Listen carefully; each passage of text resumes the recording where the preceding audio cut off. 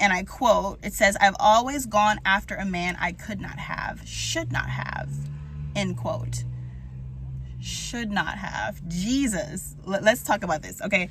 Because that reminds me so much of that spirit of rejection that I dealt with, and the need to, when I was dealing with the spirit of rejection, to cling to a man that I should not have, that was not healthy for me.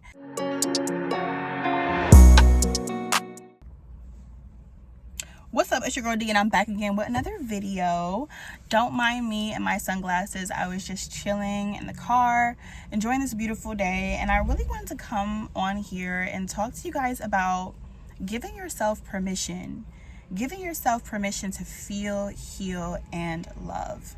And the title of this video is inspired by a book titled I Give Myself Permission to Feel, Heal, and Love by Hope K. And I am so excited to talk about this because this is something that, as a Black woman, is so near and dear to my heart, because I find that a lot of us have the experience of being raised by single moms, not having, a male figure in the house, growing up, being in this world, being pushed into the over-sexualized, just all the things in this world that are marketed to us as Black women that put us in so much bondage. And then we find ourselves needing to give ourselves permission to heal, to feel, and to love. And I talk about, a lot of the things that plague the Black community, specifically Black women, on my channel, which is why this book, to me, is something perfect to bring to the channel to talk about, because we can talk about a lot of this stuff here. So let's get into it, shall we? So this book was so good. It's a book filled with poetry of the journey that many of us women have gone through when we're trying to figure out how to love ourselves, right? How to heal, how to allow ourselves to experience love. And it speaks about Christian dating, the delusion and the healing and more that comes with Christian dating and figuring out who's for you. So yeah, the first poem that really stuck out to me was the poem titled Permission to Feel. Just the title alone, Permission to Feel. This poem, Permission to Feel, reminds me of growing up in a Black home, raised by a single mom, and being so hardened by my community. Because when you grow up in that type of environment, right? And me specifically, I grew up in the hood, not the best neighborhood, for the first part of my childhood. And my mother was a single mom, right? She was working. She had to support 4 kids. And so she was hard. She was tough. And in my community, being soft was taken as an insult, even for me as a young lady. Being soft was seen as a problem, a weakness. And for many of us Black women, that's the truth. And it followed me into my adulthood. When I became an adult and I realized that that was a lie, that was programming from my environment, or maybe it was a survival tactic for my environment that was needed at the time. But the truth is that when something is soft, it's gentle, right? It's quiet. It often brings comfort and ease. And so that permission to feel, which is explored in this poem, is so necessary. And some of the things that I just talked about, what I felt while reading this poem, I feel like the author can relate to as well, based on just what she talked about in that poem. But a lot of the poems in the book, they explore self-worth, being drawn to the wrong kind of man, which I don't know about you, but I've definitely been there. For instance, the poem Home talks about that, right? One of the things that she said in the poem titled Home, and by she, I mean the author, Hope K. One of the things that she said, and I quote, it says, "I've always gone after a man I could not have, should not have," end quote. Should not have. Jesus. Let's talk about this, okay? Because that reminds me so much of that spirit of rejection that I dealt with, and the need to, when I was dealing with the spirit of rejection, to cling to a man that I should not have, that was not healthy for me. When you are dealing with the spirit of rejection, it almost makes it like you have to prove to yourself that you are worthy. And doing that consists of getting someone who refuses to love you to finally see who you are and validate you and love you. And when they finally choose you, when you can get this person to choose you, even though this man is not someone that you should want because they're not a good person, if you can get that person to choose you, you're worthy.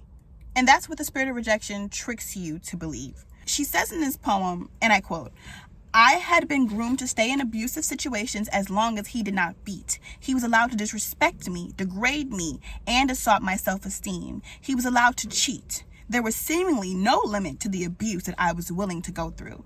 End quote. And that right there reminded me of generational curses of brokenness, attracting us to the same spirit in different men. And when she said I had been groomed to stay in abusive relationships, I don't know if she was talking about grooming from what she saw growing up or grooming from the relationships themselves, but it reminded me of me being groomed to stay in abusive situationships from what I saw around me growing up, right? I thought it was normal. I thought toxic was cute. I mean, we all grew up looking at, Love Jones, Poetic Justice, Baby Boy. And so I'm like, oh yeah, he's supposed to dog me out. We're supposed to argue. We're supposed to call each other out their name. That's cool. But really, when you look at the situation for what it really is, it's not. And, she talks about looking at the situation for what it really is in another poem that I really loved, titled "Walking Away is Not Hard." And in this poem, she talks about how sometimes we hold on to the fantasy so much that we fail to realize the actuality of the situation. And I did that in my life. I don't know if y'all can relate. I did that in my life. I remember being in a 3.5-year relationship in college, which wasn't that long ago. And the relationship was toxic. It wasn't a good relationship. I didn't feel good in the relationship. The person didn't treat me good. We didn't do a lot of fun things together. The majority of the relationship was toxicity, arguing, cheating, all of the above, embarrassing each other. And when I take away the emotional aspect of what I felt emotionally, because I had trauma bonded with the person, because I had given so much of myself emotionally to a person, I was unable to look at the reality of the situation. And when I finally took away the emotional aspect of what I felt, right, or the delusion that I was going under emotionally, and looked at the facts of the situation, I was just repulsed. I was embarrassed. I was disgusted. And when you do that, when you look at the facts of a situation, you can realize, I don't even like this relationship. This relationship is not making me happy. I don't even like this person. This person is not the type of person that I even want to be friends with, let alone be in a relationship with. And she talks about that in the poem, "Walking Away is Not Hard." And I feel like so many of you guys need to see that, okay? Because when you realize the facts of a situation, it's not that hard to walk away. And this is why y'all need to go get this book. This is why you need to get this book, okay? I'm gonna have it linked down in the description along with her YouTube channel. But yes, the journey that she takes us on, I kind of feel like she wrote some of these poems when she was going through the experiences. And it really hit home for me because I know that it made me feel seen from when I was going through certain situations. It made me feel like I wish I had this book when I was in those situations, because I might have really handled things a different way, or just had the comfort of like reading this book of poetry and feeling like I'm talking to my sister about what she's going through and I'm seeing myself in her, And there's this other poem that she has in the book called "My Villain Era," which really, girlies, y'all need to get into this, because a lot of times we as women like to play the victim. But when you actually look at some of the choices that we women make in our relationships, sometimes we're not a victim, we're a reaper. we're reaping what we have sown. And she talks about that in My Villain Era. She says, and I quote, "And one day I looked in the mirror. It was not what I hoped to see. I saw that villain, but also a damsel in distress. I wanted men to save me. I wanted love to save me." End quote. I'm not gonna spoil the rest for you guys, but the poem My Villain Era really talks about how sometimes you're not the victim, you're the reaper, and you're simply reaping what you have sown. And that's it. Okay, that's a word in itself, but it's going to be a bigger word, and it's going to be a bigger hit home situation for you after you go get the book, okay, and you read it for yourself. But yeah, I really hope you guys glean something from this video. I want you ladies to remember that you can give yourself permission to feel. You can give yourself permission to heal and to love yourself. All right, and we talk about that a lot on this channel. You can go look at some other videos I have. In this video, I really wanted to just talk about the book and give you guys a quick review of the book. But yeah, she talks about some of these topics on her channel as well. Her channel will be linked in the description box below. But I really want you guys to go get the book, okay? I really want you guys to go get the book and comment below what your favorite poem was. And remember, ladies, it is not that hard to walk away. You have permission to feel, heal, and to love.